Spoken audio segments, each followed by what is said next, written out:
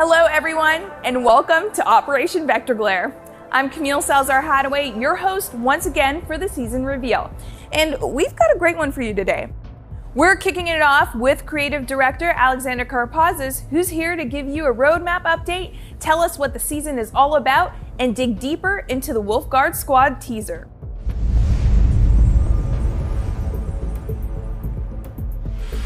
Back at the SI, we mentioned that we'll be revisiting our roadmap for the year every single season. We're immensely proud of everything that we're delivering this season. However, we do have a delay in season 3. We released Emerald Plains, and we're really happy with the reception that that map has received. That means that we want to build on that momentum and be more ambitious for our next map.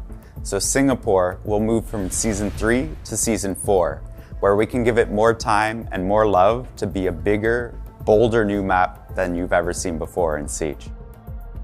So the vision of the season for Operation Vector Glare is a big one for us. We're introducing a new operator, Sense, and they're coming with a new weapon to the game as well as an amazing ability. We're also introducing a new team deathmatch map. This is a new space where players can jump in and warm up. On top of all of this too, we're introducing the shooting range, where you can jump in, test recoil, test your weapon loadout, and have a lot of fun.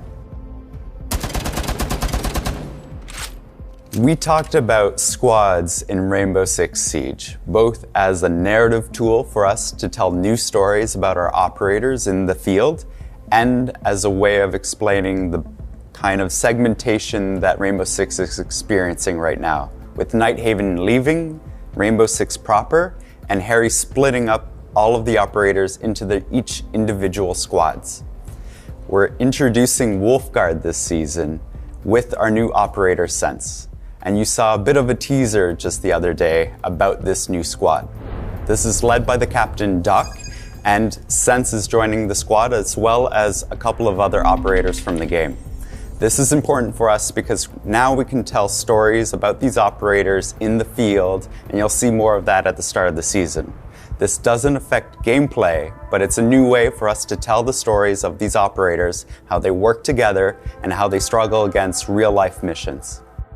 You'll be experiencing more of their story at the start of Season 2 Vector Glare. Now, let's get a sneak peek of some Vector Glare gameplay, courtesy of Chris Waters and the Ubisoft News team. There's a lot of power in lines of sight in Rainbow Six Siege, but what if you were watching an angle and all of a sudden you saw this? Would you shoot it? Melee it? Approach it slowly and try to walk through it? Oh, don't do it! No, don't worry about it. It can't hurt you. It's a wall made of light, created by the R.O.U. Projector System, and you have Sens to thank for it. Sens is the new attacker, arriving with Operation Vector Glare. And they're also bringing a new weapon with them, the high-capacity POF-9 assault rifle. Take it for a spin on the new shooting range and see how you like it. Then put it through its paces on the new Team Deathmatch map, Close Quarter. The dev team's got the details on all these things, as well as more to share on giving some operators a third secondary weapon option, implementing the first phase of the reputation system, and your chance to score some free operators. All this and more is coming with Operation Vector Glare. Let's get to it. Sens is set to join the attackers, and their unique gadget is suited for all kinds of situations. Game designer Mathieu Lacombe is going to tell you more about it, but first, let's discover a bit more about how Sens was developed with concept artist Sunshine Kim and director of gameplay design Jeremy Cavan.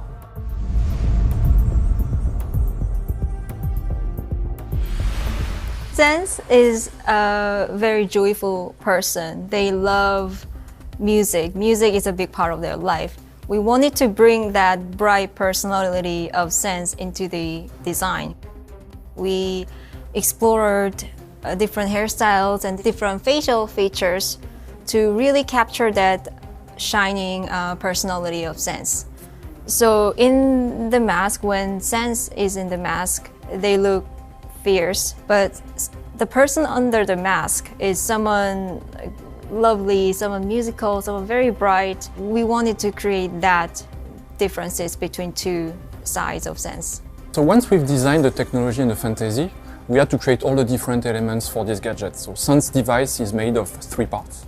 The first part is the rolling device. It's an object that you throw. In the middle, you have a wheel for movement with a tire for grip, and in the center, you have a gyroscope to maintain its balance. This throwable is fully mechanical, and on the bottom of it, you have 2 openings that are always facing down. And from these openings, you have the second part of this gadget that is ejected, which are the little electronic pellets, and they can create these super efficient beams of light for a short amount of time before it's running out of battery. We know that there are these super powerful devices that can create strong beam of light and that are used, for example, on stage during concert. Of course, ours needed to be way more powerful, but we liked the idea, so we decided to create our gadget around this.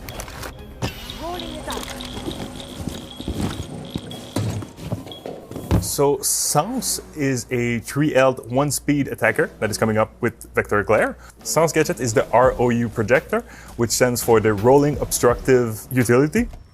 This is a rolling device that you toss. It's a throwable gadget. It rolls around. It will bounce off in a pool-like fashion. So it enters a corner and leaves the corner in the opposite angle. This will allow the players to have some really creative use of the gadget. And as it travels along, it will leave some projectors along the path. Those projectors emit a light wall for a set amount of time, and those light walls will block line of sight, but they won't block anything else. So if you want to use it to shoot with your high capacity weapon through it, or you want to use a grenade or something else from your team, this is the perfect gadget to create a window of opportunity for the attacking team.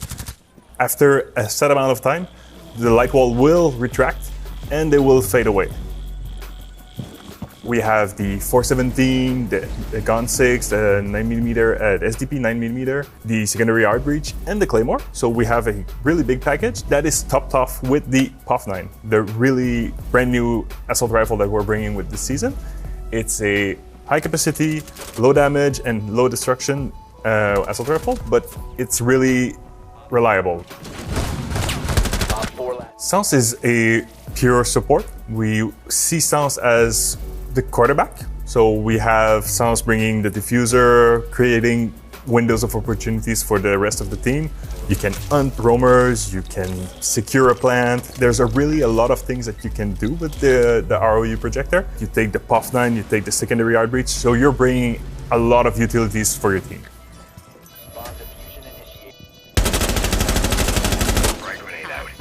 As much as the R.O.U is a very flexible tool for the attackers, we have some ways for the defenders to counter this gadget. You have multiple ways, either active or passively. Jaeger will interact only with the wheel part of the R.O.U. So if you have your wheel rolling in, leaving 3 projectors, and it gets into the range of a Jaeger, it will get zapped, but it will leave the 3 projectors that are already there. Wamai can also counter the R.O.U. The magnet will catch the wheel. It will stop the wheel from doing its thing. It will then release it with a new direction, and a lot of chaos will happen from there. The interaction between Aruni and Sounds gadget is really both ways. We have the small gap at the bottom of the Aruni gate that you can slip the Sounds right underneath it. But if Sounds tosses it in the middle of it, well, it will get destroyed. When we talk about some passive counters to Sounds, we have Mute. The jammers are there, they're doing their stuff. It will not stop the wheel, but it will stop any projectors from creating their lights. So you can see something happen like 2 walls, no panels, 2 walls. So it really creates some interesting angles and interesting gaps. We have Warden that can use the glass and see through the light walls. So this creates a reverse situation where Sounds is in danger while Warden is really like on the hunt.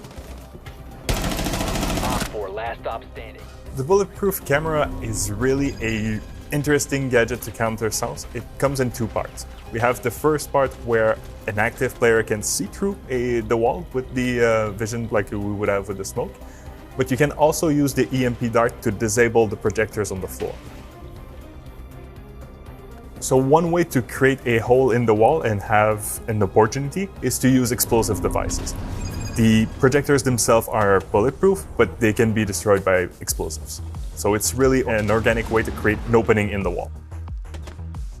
Similar to the bulletproof camera, the evil eyes will be able to see through the light wall. You can use the laser to destroy anything that could be on the other side. So it's really a passive and an active counter to sounds.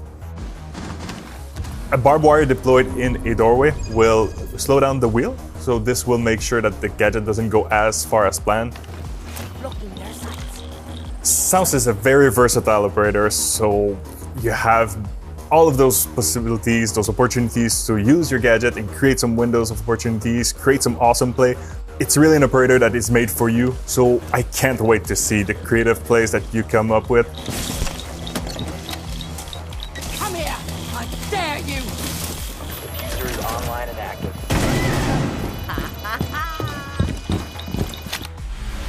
Season 1 delivered a new way to get warmed up with Team Deathmatch, and Vector Glare is introducing a new TDM map set in Greece. Senior level designer Jeremy Dowsett is here to give you a tour.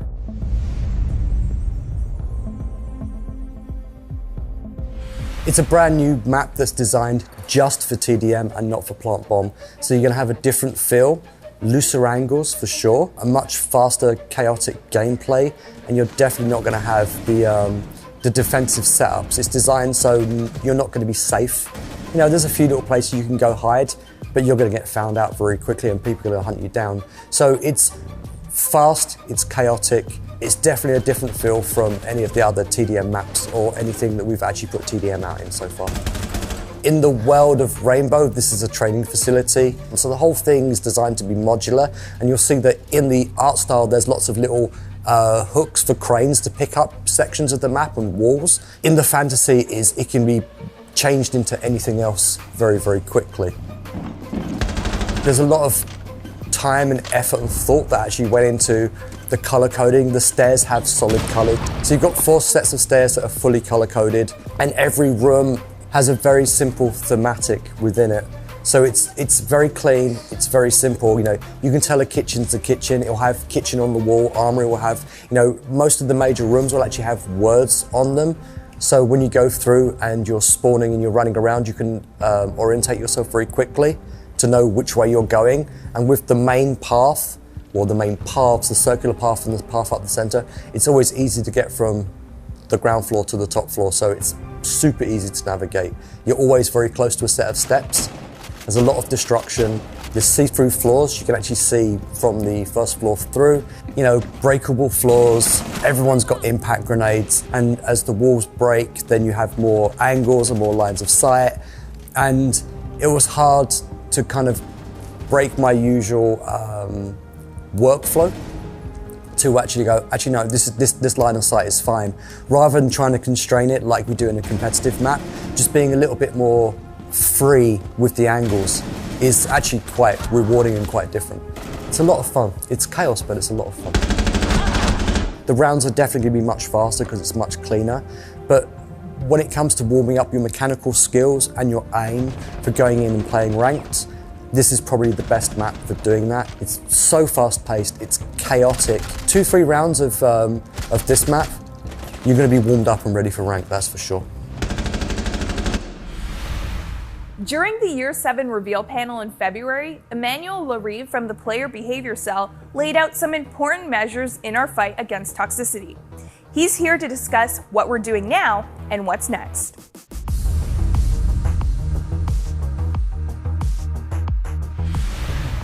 As announced on the previous 6 Invitational, we are beginning the rollout of the reputation system. During Season 2, we will be deploying part of the reputation system toward the reverse-friendly fire. The goal of the reputation penalties towards reverse-friendly fire is to catch the recidivist and the top offender that are abusing the friendly fire to be malicious to other players. The goal of it is not to catch people that are doing mistake. It's having a match without those top offenders abusing the friendly fire in order to be malicious. Overall, all of these phases, the goal of it will be to make Siege a better place where everyone can meet and cheer together. Privacy mode right now is restricted to some of our content creators. It will go out during Season 2 in a public way. The soft launch helped us to improve the whole set of options that will be available for you. We learned like a lot. It was key for our strategy to provide something that is good and have the quality that we expect in order to protect your true identity while playing. The whole set of privacy options will not negate our anti-cheat capacities. We will still be aware of the true identity of the players that are using it. Match cancellation is a great addition to Rainbow Six Siege. It helps to avoid unranked and ranked unbalanced matches. Since the beginning, we did several updates based on the community feedback to improve match cancellation. With Season 2 release, we will be coming with another update that will bring more control for our players about the whole process of a match cancellation. Later down the road, we will continue to improve it. The goal of this update is to give more visibility to everyone so they have a better control of the match cancellation process, but also of the context of it. And of course, we will also reduce any abuses related to this initiative, and we will continue to monitor it and improve it. We're always looking at ways to help you improve at Siege. And this season, you will get your hands on the shooting range that you can use to practice your skills and test weapon recoil, as well as in-game operator guides that will allow players to expand their knowledge. Here's Assistant Game Director Christopher Budgeon with all the details.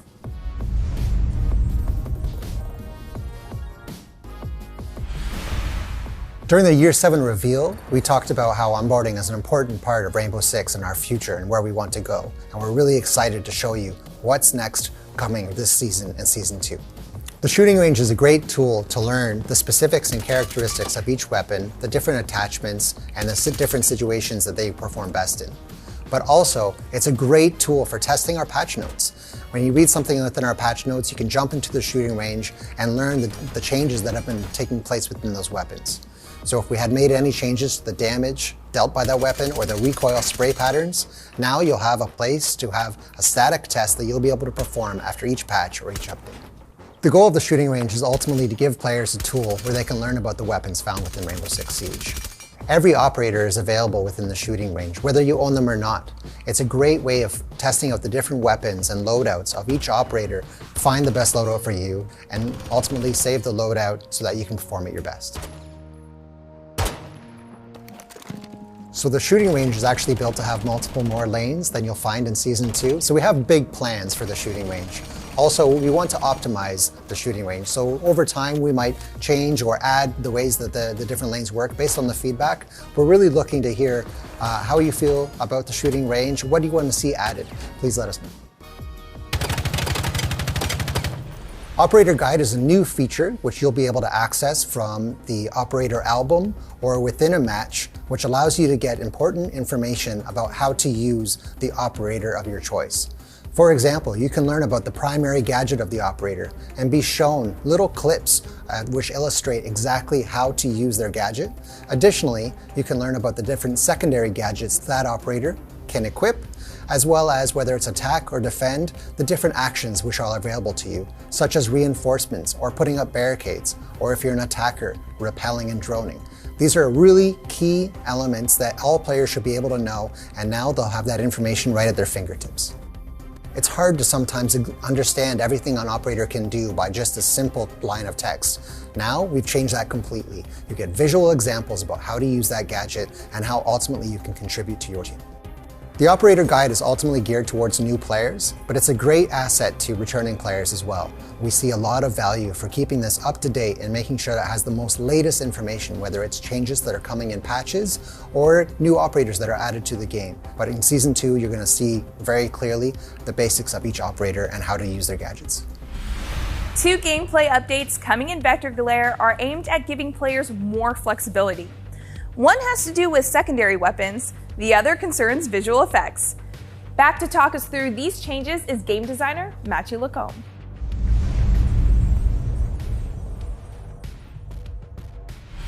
We are bringing a third option in the secondary weapon slot. You can think of it as the primary weapons. Some operators have 3 options. We're giving the same for secondary weapons.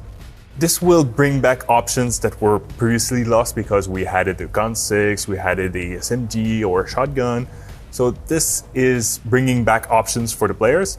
We have a lot of them.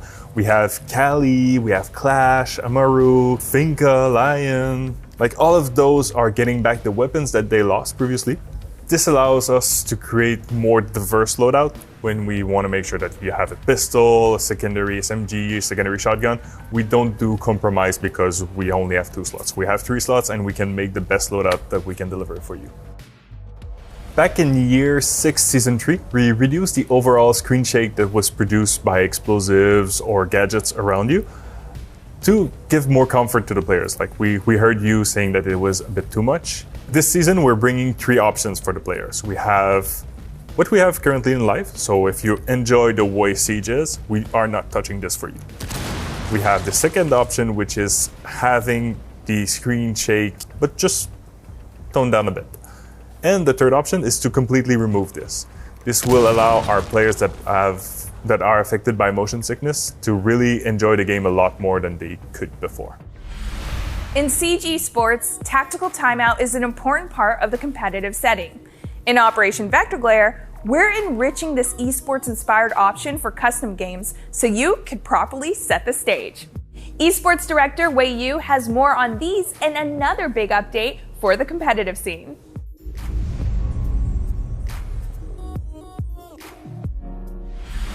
For those that don't know, we currently have an operator quarantine time for our esports competition. That means when a new operator is released into the game, it takes up to 3 months before they're integrated into the top level of play in our esports programs. So the removal of the operator quarantine time is a huge change for our esports competition.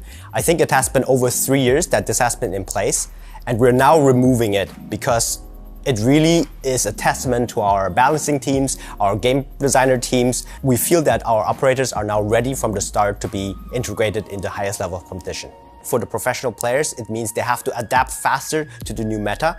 The new operators are being released into the competition as soon as they are on the live servers, which gives our pro players less time to adapt, but it also means at the same time that the teams that are quicker to adapt have a competitive advantage. On the other side, we have, of course, our players and viewers. For them, it means that as soon as the operators are being released, they are played at the highest level, and you can see the full potential of said operators being played in our leagues across the world. So the tactical timeout feature is a design for custom games, first of all. It allows players to pause the game for a short amount of time to rediscuss tactics and to realign their approach. It also helps them to potentially take out the wind from the sails of their opponents. In the new scenario or in the new feature, players can directly do this from the menu of the game, but it can also be triggered by the observer or the coach. So the tactical timeout feature is a quality of life change for our esports players, as they will be able to trigger this timeout the same way, no matter if they're playing online or offline. It also means it's easier for the viewers to follow, as it's a unified approach for both LAN and online tournaments. Playing with friends is a lot of fun, and there has never been a better time to bring them to Siege than now. Christopher Budgeon is back to let you know about a new program that rewards both you and your friends.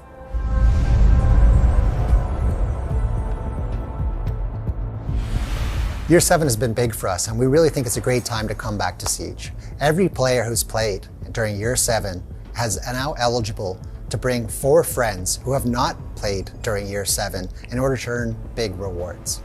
For every friend that you bring back and play 5 matches with, you'll be getting a new Year 6 operator in our pack that you'll be able to open, as well as some fallback rewards if you already have those operators.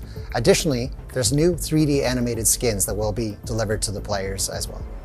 A great way to do this: invite 4 friends, get a 5 stack going, and you can play any game mode to play 5 matches in order to get those rewards. It doesn't matter which mode you play, whether that be TDM, ranked, quick match, or event.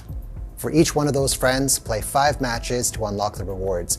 Both the person who's been invited will earn a reward, as well as the referring player. For players who are coming back to Siege, having not played in Year 7, they get to be given a Year 4 or Year 5 operator into their roster. And of course, there's backup rewards if you have all of those operators. Additionally, after coming back and played the 5 matches with the player who brought you back, you'll now be eligible to invite 4 other friends and earn the referring rewards as well. Before we wrap things up, as usual, you can experience Operation Vector Glare on our season test servers starting on May 24th. But wait, there's more. If you like playing as Echo, Abana, or if you're a fan of the Yakuza games, here's an exclusive bundle for you. Enjoy.